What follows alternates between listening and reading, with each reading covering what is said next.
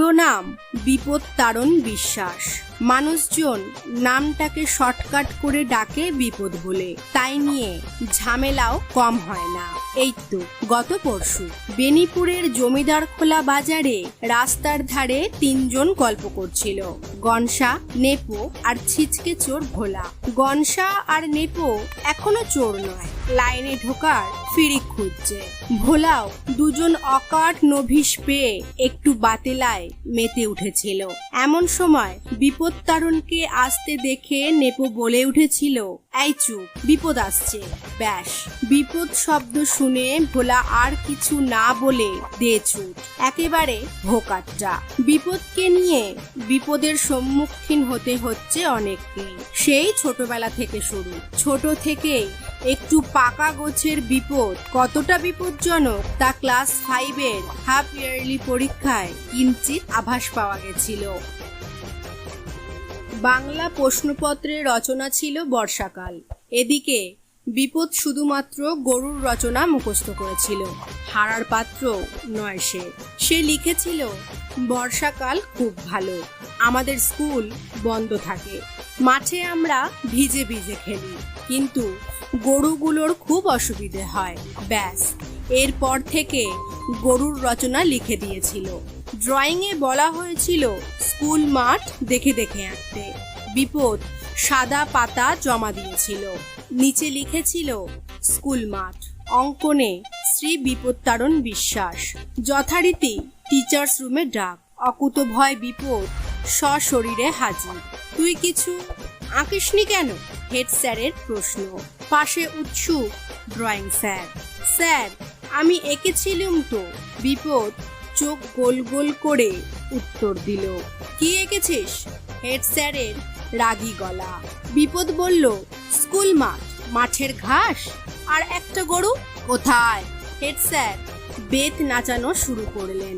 বিপদ কাঁদো কাঁদো স্বরে বলল, মাঠে ঘাস আঁকলুম, একটা গরু আঁকলুম, তারপর ভাবলুম গরু ঘাসগুলো খেয়ে নেবে, তাই রবার দিয়ে ঘাস মুছে দিলুম।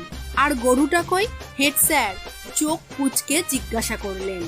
স্যার, সন্ধ্যা হয়ে আসছিল, দেরি হলে গরুর মা বকবে বলে ওই গরু সব ঘাস খেয়ে বাড়ি চলে গেছে, তাই ওটাও মুছে দিচ্ছি, খালি মাঠ পড়ে আছে।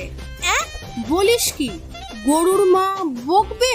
কেন বকবে না স্যার, আমার মা তো দেরি হলে আমায় বকে, আমি আর গরু কি আলাদা? বিপদের সরল স্বীকারোক্তিতে সবাই থ। হেড স্যার কোনো রকমে বললেন, যা ভাগ। ওদিকে বিপদের কথা শুনে ড্রয়িং স্যার আর গণিতের স্যার কাঁদতে শুরু করলেন।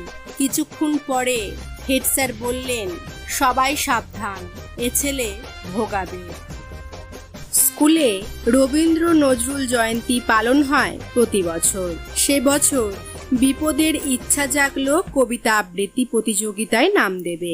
দিল বিভাগ নজরুল ইসলামের লিচু চোর। অনুষ্ঠানের দিন বিপদের পোশাক দেখার মতো, লম্বা আলখাল্লা পা পর্যন্ত, মাথার মাঝখানে সিঁথি, তেল গড়িয়ে পড়ছে, কাশি হয়েছে, বোধহয় ঠান্ডা লেগেছে, নাকে সর্দি।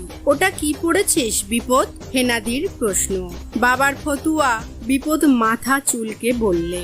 ঘোষণা হলো, এবার কবিতা আবৃত্তি করবে সীমান বিপদ তারণ বিশ্বাস। কবিতাটি হলো কাজী নজরুল ইসলামের লিচু চোর। স্টেজে উঠে বুক পকেট থেকে একটা সাদা টুপি বের করে মাথায় পরে নিল বিপদ। তারপর যথারীতি ঝাঁটার কাঠির মাথায় আলু বসানো চেহারা নিয়ে মাইক্রোফোনের সামনে দাঁড়ালো, শুরু করলো, নমস্কার, কাজী নজরুল ইসলামের লিচু চোর। মা গো, আমায় ছুটি দিতে বল। এই থাম হতভাগা, এটা রবীন্দ্রনাথের কবিতা। প্রশ্ন, কিন্তু কে শোনে কার কথা? বিপদ এখন তার নিজস্ব রূপ ধরেছে। মা গো, এবার ছুটি দিতে বল। সকাল থেকে বলা বাহুল্য, পুরো খকখকে কাশি নিয়ে একজন কবির ঘাড়ে আর এক কবির কবিতা নামক বন্দুক রেখে পুরো কেশ ঘেটে ঘ করে ছেড়ে দিল বিপদ। ভাবগতিক দেখে হেনা ম্যাডাম বললেন, ওরে বাবা বিপদ, তুই নেমে আয়, আমাদের ক্ষমা কর। বাংলার স্যার চেঁচালেন, এ আপদটাকে স্টেজ থেকে নামাকেও বিপদকে নামাতে হয়নি, ও নিজেই নেমে এসেছিল। তবে একা না, আলখাল্লা আর মাইক্রোফোনের তার জড়িয়ে হুড়মুড় করে নিচে সামনে বসা বিচারক স্যারেদের ঘাড়ে এসে পড়ল।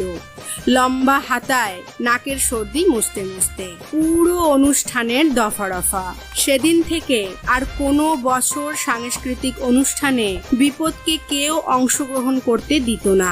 এ ব্যাপারে বিপদ বিশ্বাসকে কেউ বিশ্বাস করত না। বিপদ আরো অনেক ঘটনা ঘটিয়েছে, যা পরে সময় এবং আশ্বাস পেলে বলবো। আজ এই পর্যন্ত, দেখা হবে নতুন পর্বতে। ততদিন ভালো থাকবেন, সুস্থ থাকবেন, আর বিপদের প্রথম পর্ব কেমন লাগলো জানাবেন। ভিডিওতে একটা লাইক ও কমেন্ট করে দেবেন এবং চ্যানেলটি সাবস্ক্রাইব করতে ভুলবেন না। ধন্যবাদ সবাইকে।